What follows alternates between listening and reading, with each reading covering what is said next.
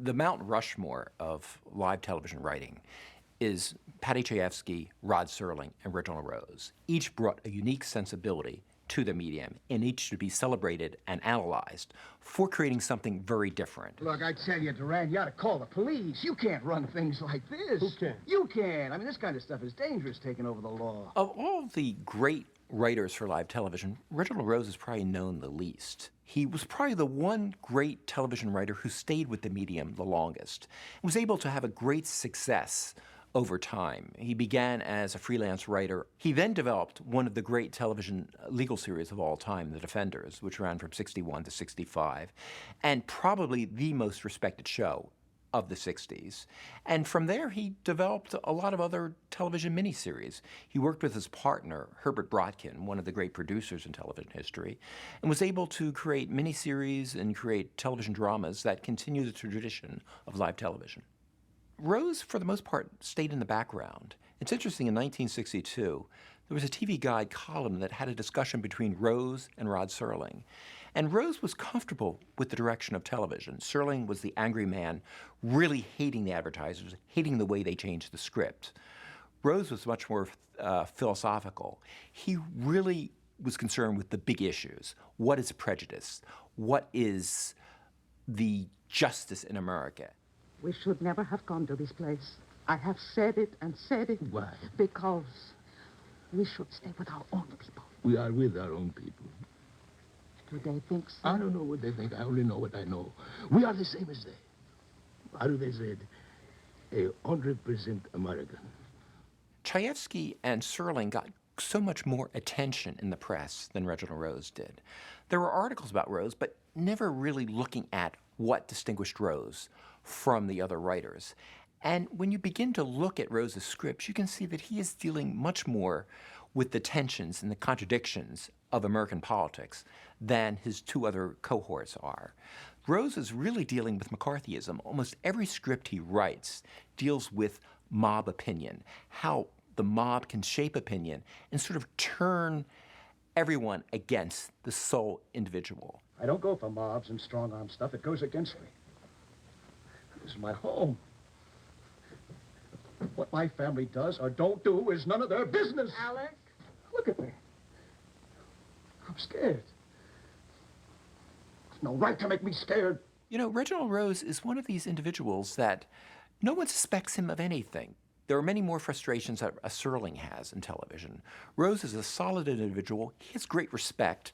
And although he writes and critiques American society, he is the one writer who's able to continue to do it. Reginald Rose wants to understand the transformations in American society, and he reads a news report on a black family that moves into a suburban Illinois neighborhood. Rose wants to translate that disruption into an original drama. He calls it Thunder on Sycamore Street. In his original version, he sort of translates the entire circumstance of the case. He has a black family moving into a white neighborhood.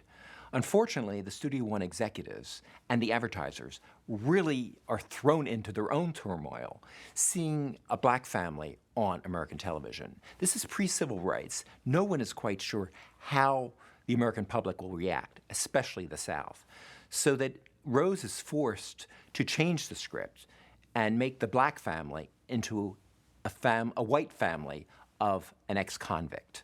So the whole idea of bringing the multiculturalism that's sort of emerging in the 50s is impossible in television. You really can't look at specific demographic groups like an African American or Hispanic. Everything has to be generalized. But for Rose, that's a frustration, but it's not a major problem.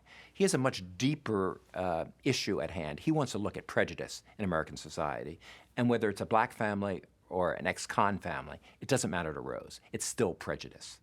The great thing about Rose's script about Thunder on Sycamore Street is you get a sense of neighborhood. It has sort of a science fiction feel to it because you're looking at an incident that will happen at 7 o'clock, but you go back in time 20 minutes and see how 3 different families are reacting to this potential uprising. And Rose is able to look at how families think about change. And there are many different ways to do it. And I think that's the one thing about Rose. He wants to see how different opinions sort of coalesce into a dominant opinion and also into a more subtle, nuanced opinion. And Rose is always looking for that dynamic of how conformity is made and also how the lone dissenter is also made as well. Boy, oh boy, there's always one. So, what do we do now? I guess we talk. Boy, oh boy. You really think he's innocent? I don't know. Reginald Rose is a freelance writer, and he's developed relationships over time, and one of them is with Sidney Lumet. Lumet helped him get his first script on the air, and he always wants to work with Lumet. He has a great respect for him.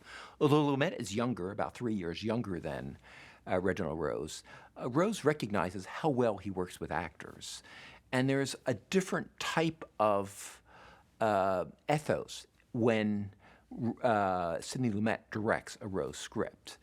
And beginning in '56, there are two major works that Sidney Lumet directs based on Reginald Rose's script. There's this relatively obscure anthology series called Elgin Hour, and Rose develops a script called Crime in the Streets that Sidney Lumet directs. It's on ABC, and a network that has much less viewers than the two other networks, NBC and CBS. But it allows them to experiment. And in Crime in the Streets, Rose looks at the developing juvenile delinquency and why are disadvantaged youth really beginning to turn on the populace? What is it about their upbringing that makes them a little different than other youth from previous eras? Reginald Rose wants to know that mindset, and certainly that works very well with Sidney Lumet. Lumet knows the streets of New York as well as anyone, and there's a fine young actor, John Cassavetes, that Lumet is able to really bring out Rose's feelings toward this whole change in the American teenager. You know, there are different ways to approach a Rose script. Franklin Schaffner looks at the group, and you certainly see that in 12 Angry Men. There's not one of the jury that really has emotions that take over the entire drama. You don't have that many close-ups in a Franklin Schaffner television drama.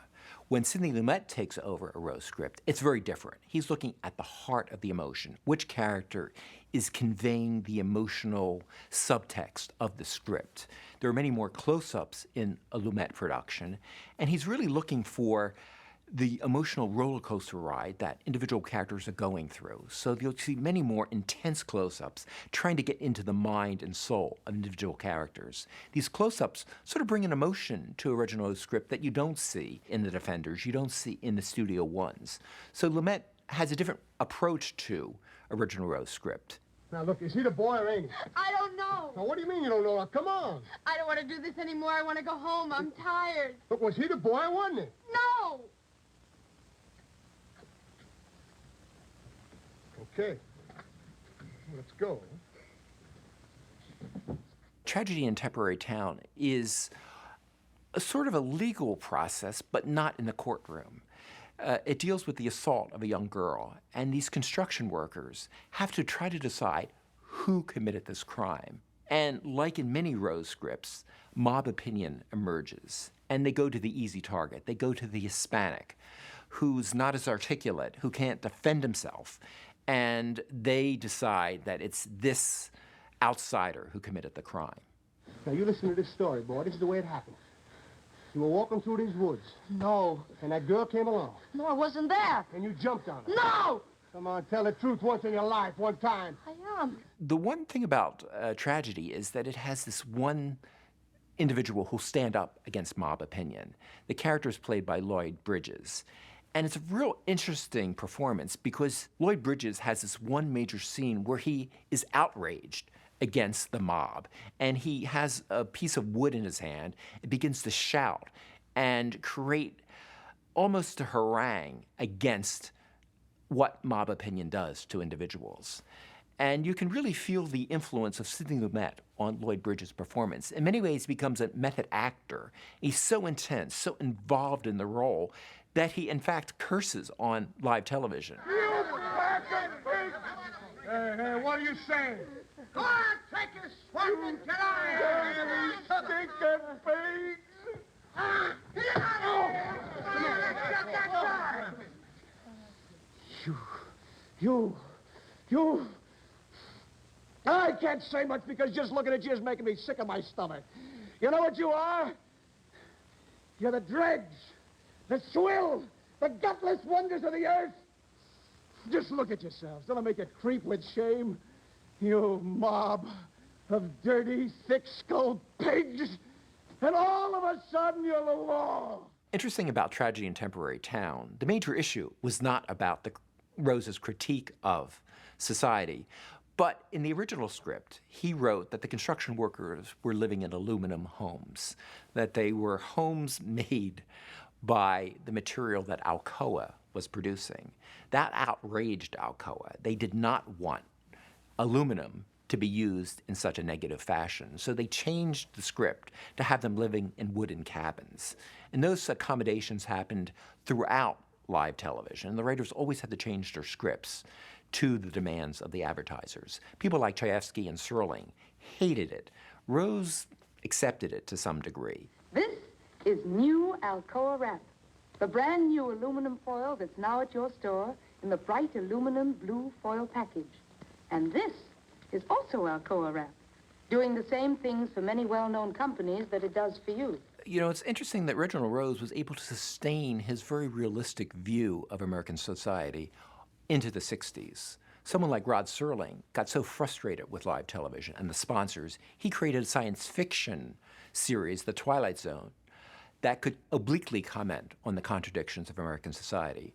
Rose created a series called The Defenders, and it allowed Rose to continue to look at America realistically, look at many more problems that were sort of haunting American society in the early 60s, and delve into them in much the same way he did in live television. He could look at civil rights, he could look at old age, he could look at many different ways that American society was grappling with issues that were much bigger than individuals. It allowed Rose to look at the legal process. Unlike Perry Mason, it was not a good versus evil. There were many complexities. The Preston law firm did not always win the cases. In fact, they plea bargained a lot of the cases. They were very difficult. They weren't able really to always triumph. Good was never, in a Rose script, good never triumphed over evil. There was always shades of gray that he was exploring. They're waiting.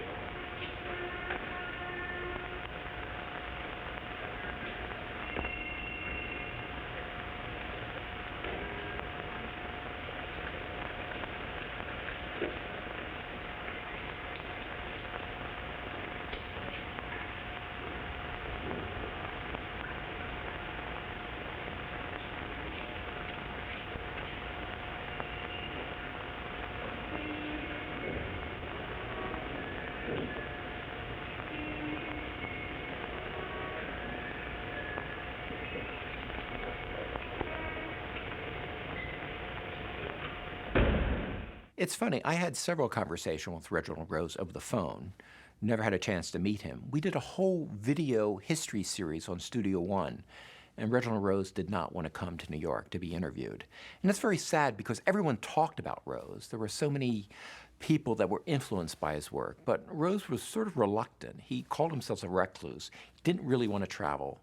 Didn't care that much for the rhythm of Manhattan in the late 20th century, and preferred just to live alone. And that was too bad because Rose is one of the great voices of American television, from the individual dramas of the 50s to the series The Defenders to some miniseries like Studs Lonigan in the 70s. Rose created a whole new way of thinking about television, merging a social conscience with popular entertainment. But I don't think he ever got the credit he really deserved. He was one of the major writers, and he was reluctant to accept, the crown of being such a writer.